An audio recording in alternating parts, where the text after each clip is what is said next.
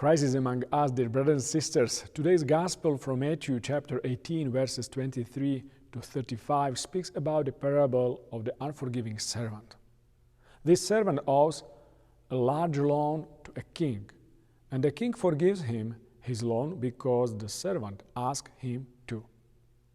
The servant himself, however, is owed a small loan by his fellow worker who asks him to forgive it, but the servant doesn't want to.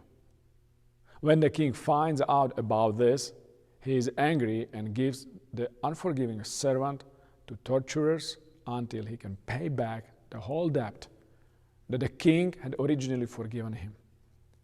The focal point of this parable is centrally the condemnation that the servant faces for his cruelty towards his fellow worker.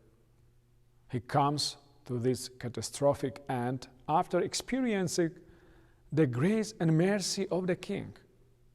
The teaching of this parable is addressed to all of us in order to teach us the Christian need to forgive a brother or sister who has taken the wrong side.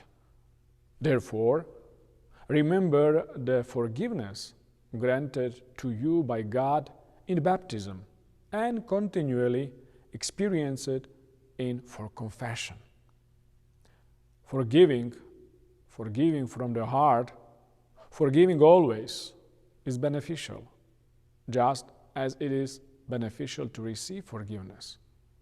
To forgive is to love, and to be forgiven is to be loved, and we are made for love.